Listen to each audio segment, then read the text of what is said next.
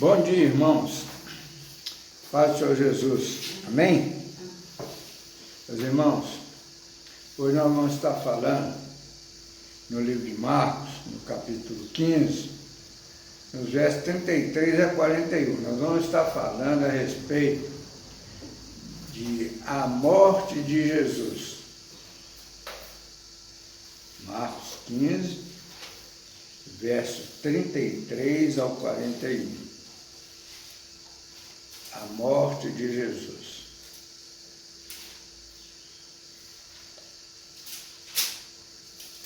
Essa vida cura, essa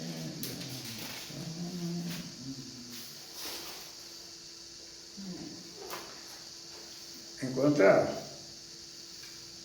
Irmãos, até respondendo Patinha, por que vai ser dito? É o seguinte, hoje nós vamos estar falando sobre a morte de Jesus. E a gente, nós vamos, muito automaticamente, fazendo ritos ou rotinas, às vezes nem sem entender o porquê. Porque o negócio vai automaticamente. Por isso nós vamos fazer essa ceia hoje.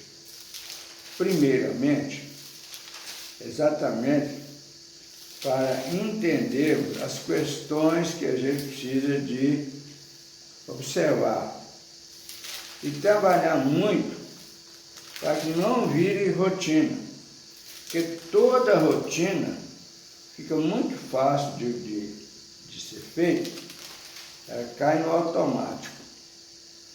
E aí a gente vai vendo o seguinte, as pessoas passam a praticar determinadas coisas no automático, sem entender o porquê.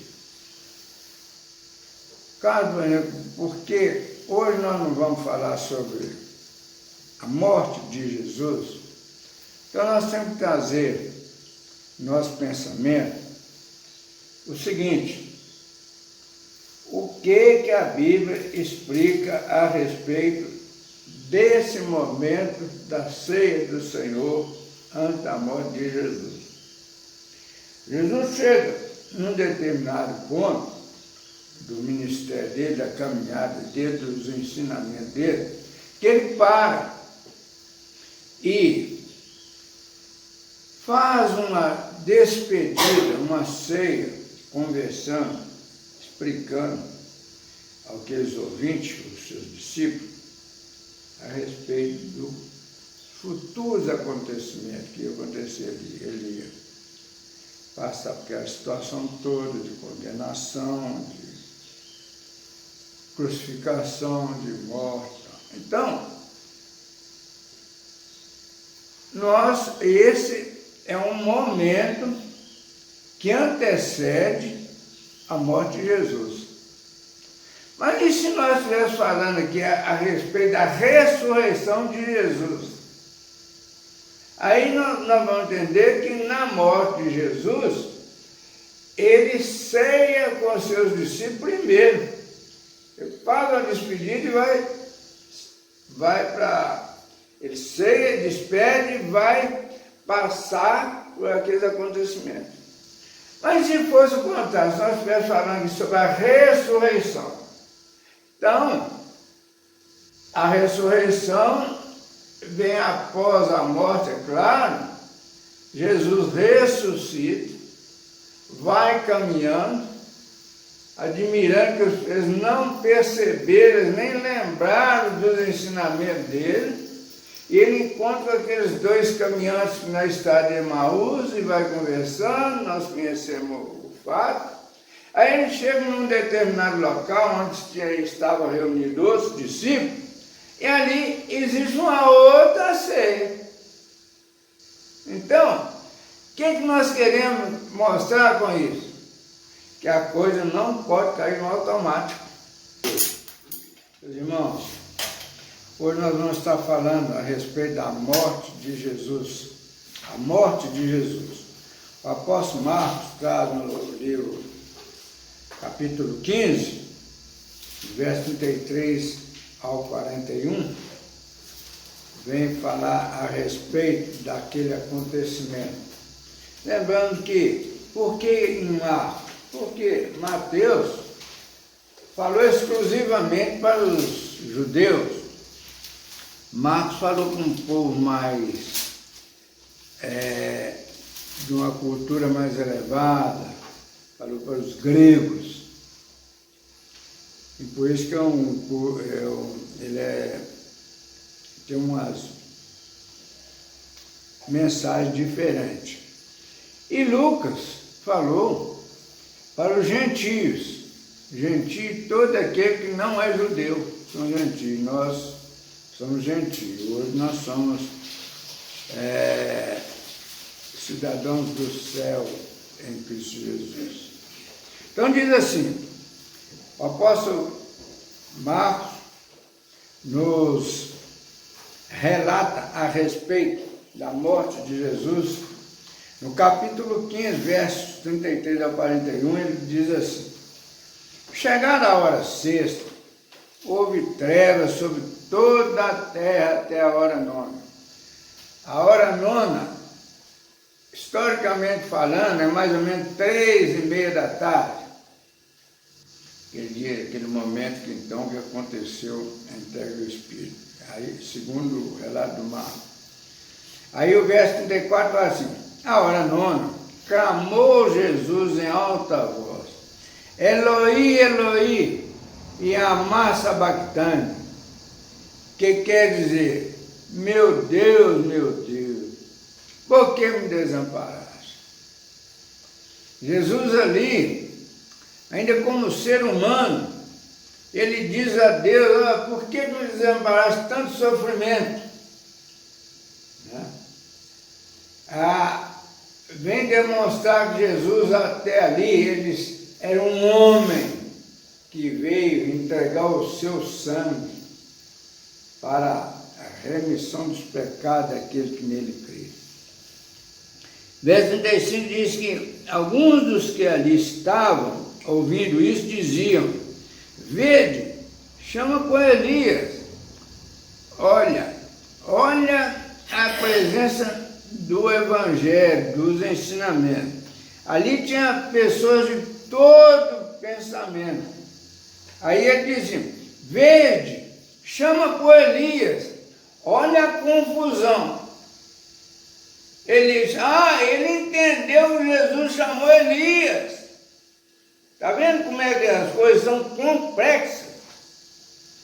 Aí o 36 diz assim: e um deles correu a embeber uma esponja em vinagre e, pondo-a na ponta de um caniço, deu-lhe de beber, dizendo: deixai, vejamos se Elias vem tirar. Quer dizer, olha aí, por exemplo, quando muitas pessoas interpretam isso aí, ó, aquele soldado, aquele homem, não foi do mal, quando Jesus estava de sede, ele levou vinagre para ele.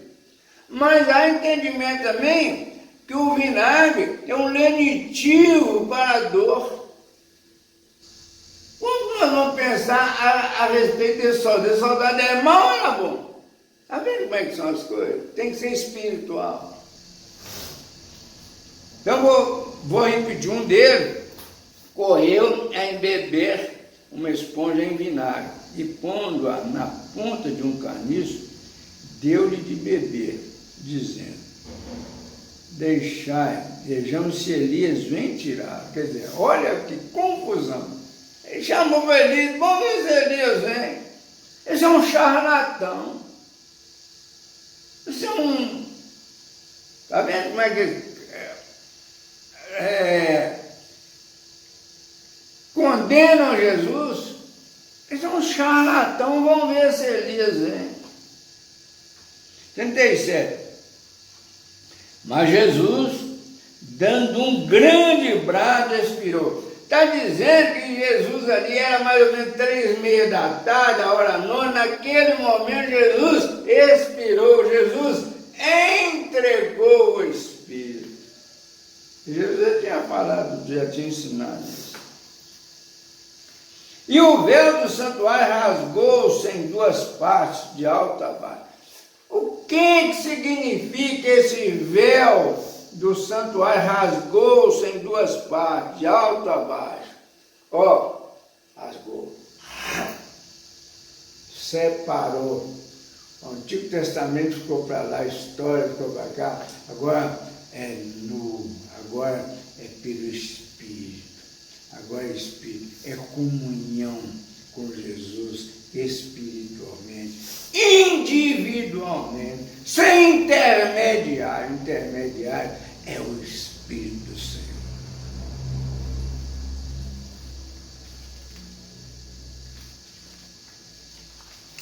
39. O centurião que estava em frente dele, vendo que assim expirara, disse: verdadeiramente este homem era o Filho de Deus. Por que esse centurião disse verdadeiramente este homem era o Filho de Deus? É o sentimento espiritual. Ele sentiu, esse realmente é o Filho de Deus, esse é o Messias. É espiritual, é espiritual. 40. Estavam também ali algumas mulheres, observando de longe, entre elas Maria Madalena, Maria, mãe de Tiago, o menor, e de José e Salomé. Quer dizer, é um grupo de mulheres que acompanhavam Jesus nas caminhadas. Elas estavam ali naquele momento, aquele acontecimento, elas permaneciam ali ainda, estavam ali ainda. Tem nada místico aí. Porque Maria tem na Madalena, tudo mulher comum, mulher igual vocês são bons. 41. As quais, quando Jesus estava na Galileia, o acompanhavam e serviam, está referindo a essas mulheres. E além delas, muitas outras que haviam subido com ele para Jerusalém. O que nós entendemos? Que Marcos fez um relato a respeito dos acontecimentos até a morte de Jesus, até a expiração de Jesus. Ele faz esse relato e nós vamos ver aqui algumas confirmações disso. No verso 35, que nós falamos sobre o Elias, está dizendo: alguns dos que ali estavam, ouvindo isso, diziam: vede, chama Elias. As complexidades. Quando uma pessoa fala, sempre traz complicação. Tem que ser pelo Espírito. É o Espírito Santo que esclarece. Ninguém esclarece, pastor, padre, ninguém esclarece nada não. Que esclarece é o Espírito Santo. O Espírito Santo tem que falar no nosso coração. O verso 38 fala a respeito do véu rasgado. O véu fazia separação entre o lugar santo e o lugar santíssimo do templo. Hebreus 9:3 diz assim: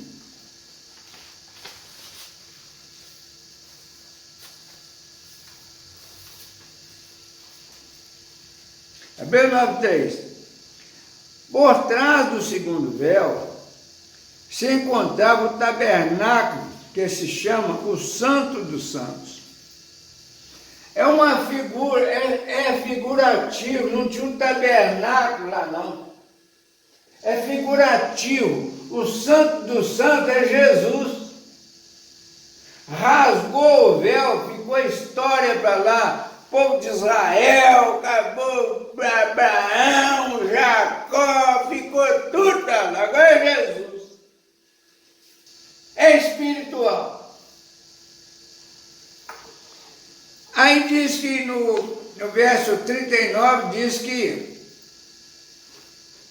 o centurião, sobressaltado, assustado, e presenciando sinais sobrenaturais, ele estava sentindo, chegou a exclamar: verdadeiramente este homem era filho de Deus.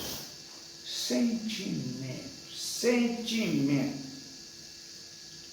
Não podemos, entretanto, basear-nos nessa declaração para afirmar que ele era um crente, um convertido. Era muito natural que ele atribuísse esse fato maravilhoso a alguma divindade. Podia estar dizendo: isso é fulano de tal, isso é... Não, é espiritual, é sentimento. O que os outros falam, ou o que nós podemos, é estar ouvindo, tendo intimidade com a palavra. Nós temos que estar sempre, o que se fala, você tem que confirmar na palavra, ver se está falando dele ou se está falando da história. Isso é que é importante na nossa vida. No Hebreus 10, 19 a 22, também diz que o privilégio de acesso dos crentes à presença de Deus. Tendo, pois, irmãos, intrepidez para entrar no Santo dos Santos, então em Jesus, pelo sangue de Jesus. O sangue de Jesus nos lavou e nos purificou do mal.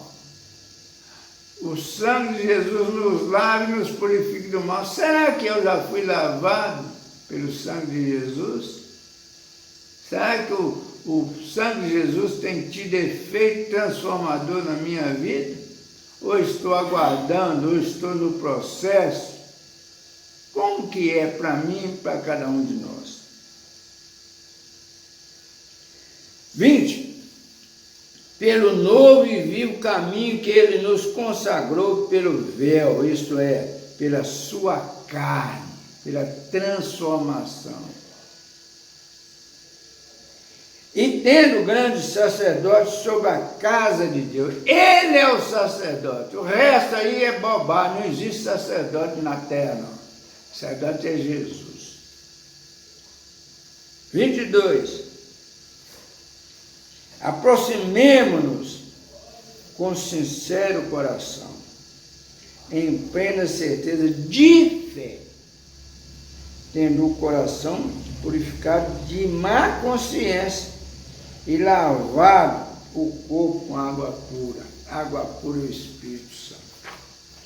É o Espírito Santo que nos lava e nos purifica de todo mal. Meus irmãos, olha, isso é um relato muito precioso para a nossa vida. Não adianta lermos teologia, história. Não. É comunhão espiritual com Jesus, pelo Espírito Santo que mora no coração daqueles que reconheceram o seu pecado, a sua mesquinharia, a sua dificuldade, reconheceu que não era absolutamente nada. Entrou em comunhão espiritual com Jesus. Aí nós temos que andar no processo. Esse processo é o caminhar de cada dia. E cada dia nós vamos transformando. Por isso nós voltamos e falamos no devocional, ao falar com Jesus todo dia da nossa vida. Agradecer a Jesus por cada momento, até pelas nossas lutas, nossas dificuldades, que às vezes as nossas lutas Jesus já tentou falar conosco de uma maneira direta para não passar, mas nós não conseguimos perceber nossa arrogância, nossa vaidade, nós não interessamos em entender, porque nós nos achamos senhor de si. Então precisa de uma luta para que quebrante o nosso coração, para reconhecer que não somos nada, e entrar no santo do santo, que é o Jesus Cristo. Aí, meus irmãos, é nesse processo que nós vamos caminhar. Aí a cada dia vai encurtando a nossa caminhada. A cada dia é menos um dia. É um processo transformador. Nós vamos chegar até o último dia da nossa vida. Vamos passar para a eternidade que nós já vivemos pela fé. Por isso nós precisamos viver hoje o céu aqui na terra, aqui e agora. Ou nós podemos viver o inferno, ou até uma hora está no inferno, uma hora está no céu. Mas o que nós temos que buscar é o nosso reconhecimento que não somos nada, carecendo do Senhor. Que o mundo é isso. O mundo é cheio de complexidade, pelo meio ambiente, pela vaidade, pela ganância, por tudo. O mundo é isso e não tem possibilidade de mudança. Cada dia é guerra sobre guerra. Nós estamos vivendo uns dias terríveis. A Bíblia diz que os dias serão cada vez pior. Hoje nós estamos na iminência de uma grande guerra, a guerra atômica. Nós estamos vendo aí a natureza respondendo de todo jeito, a fome lastrando, poucos com muito e muitos sem nada. Mas a única saída é a salvação de Cristo Jesus. E isso não adianta. Não é pela nossa filiação em religião nenhuma. Não é por nada, é pela nossa comunhão espiritual com Jesus. Meus irmãos, fica essa palavra, nossa meditação,